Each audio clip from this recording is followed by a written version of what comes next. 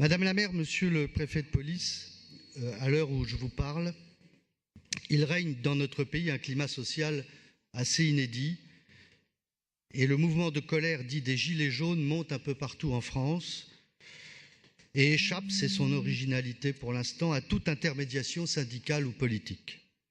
À ce jour, on ne sait pas bien à quoi va ressembler la journée de blocage prévue le samedi 17 novembre. On parle sur les réseaux sociaux qui leur servent de support de 3 principales formes de mobilisation: des opérations escargots, des blocages de rocades, des manifestations.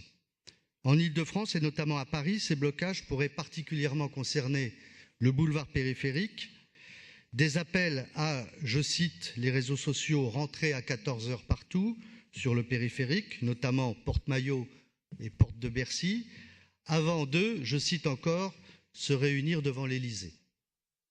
On peut imaginer plusieurs cortèges allant de différents points du périphérique jusqu'au centre de Paris, voire à l'Élysée. Mais par quels moyens, par quelles rues, par quelles avenues?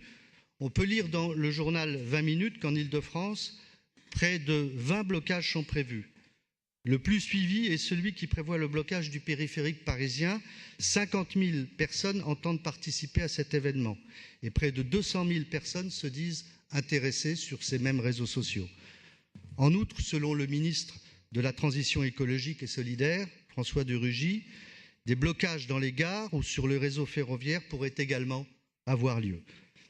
À ce jour, le mouvement ne fait pas l'objet d'un mot d'ordre de mobilisation politique, malgré de pathétiques et pitoyables tentatives de récupération. Néanmoins, le syndicat Unité SGP-FO de la police nationale a appelé à la grève des PV. Face à cette mobilisation qu'on annonce forte, il nous semble que l'enjeu majeur pour Paris et pour les Parisiens et les Parisiennes est d'anticiper pour éviter les débordements, dégradation, provocation des fauteurs et fouteurs de troubles, notamment des Black Blocs. Car il ne s'agit pas tant d'entendre le mécontentement que de créer les conditions de son écoute, éventuellement de son accueil.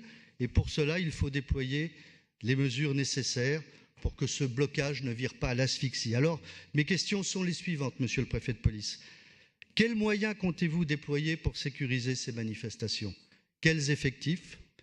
Quel sera votre degré d'acceptabilité des blocages?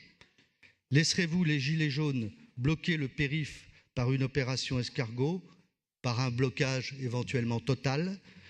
Que prévoyez-vous pour permettre aux véhicules d'urgence d'atteindre les hôpitaux, pour préserver l'issue des casernes de pompiers? Quelle réponse apportez-vous au syndicat de police qui a appelé à la grève des PV?